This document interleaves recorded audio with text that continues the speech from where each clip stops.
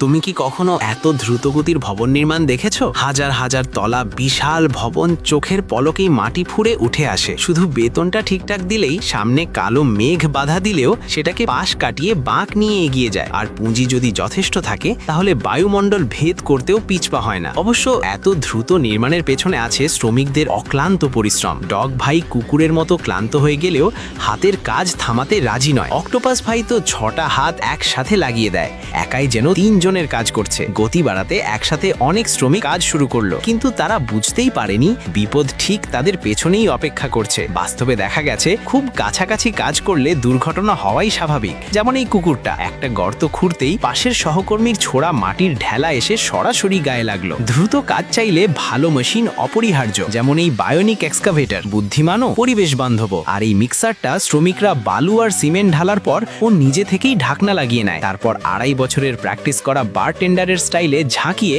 বালু আর সিমেন্ট একদম সমান করে মিশিয়ে ফেলে। শেষে আবার ফল ঢুকিয়ে সাজিয়েও দেয়। তবে এত বড় নির্মাণ স্থলে 2-1 আলসে থাকবেই। যেমন এই লোকটা, তাকে কাজ করতে বললে সে বেহালা বাজাতে বসে গেছে। আর এই 2 জন, যাদের 2টা শরীরে একটা কুকুরের মাথা, এতক্ষণ খোঁড়াখড়ি করেও গর্তটা হাঁটু পর্যন্তও হয়নি। কিছু লোক আবার পরিচয় সুপারিশে ঢুকে পড়েছে। ছুটি প্রায় হয়ে এলে এসে 2 হাত কাজ দেখিয়ে চলে যায়। কেউ কেউ কাজে আসে ঠিকই, কিন্তু খাটে না।